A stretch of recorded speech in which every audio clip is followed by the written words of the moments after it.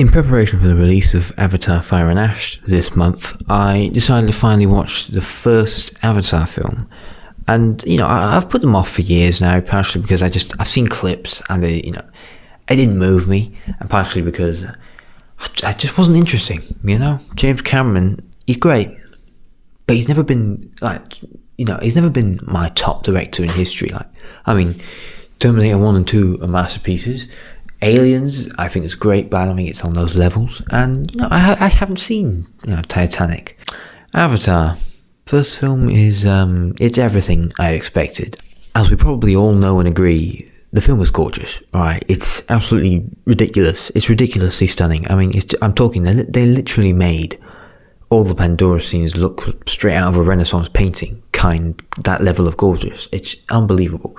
Genuinely, the colours pop so much, and I don't understand how they made the blues, the greens, the purples, everything. It takes your breath away. It really does take your breath away. It's so unbelievable. The CGI, the visual effects, the whole world. It's like top 10 most visually striking movies ever made.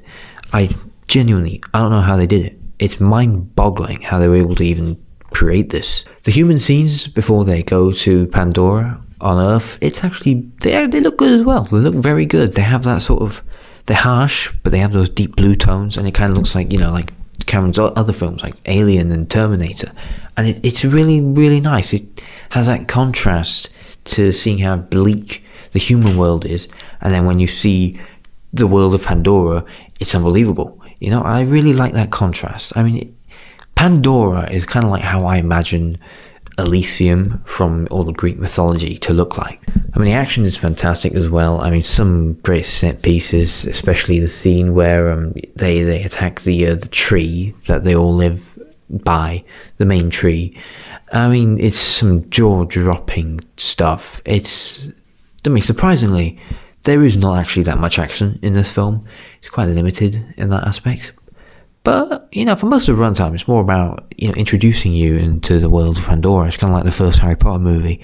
And honestly, it's just great to watch. I really, really just enjoyed it. It's like a treat, basically. You're just going through this whole world for 2 hours or so. I like the themes of colonization and finding a true home. There's some great stuff about discovering yourself.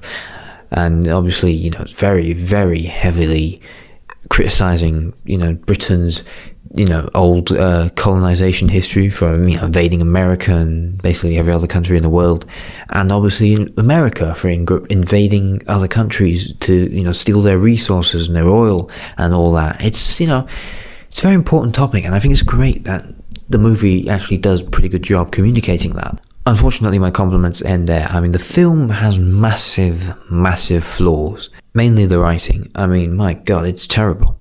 It's terrible. They check off every single cliche you could ever think of. Every line of dialogue is completely unoriginal. It's basically the stuff they say in like Transformers 4 or Power Rangers. The plot is extremely predictable, but that goes down to the fact that it rips off so many movies like Dune, Pocahontas, Last Samurai, Last of the Mohicans.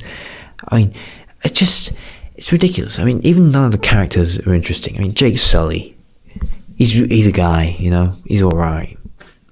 Sam Worthington's performance isn't exactly something to laud about. And Neytiri's just there, she's just not exactly, she's not exactly really gets much character development, except for, changing her view on Jake Sully and humans.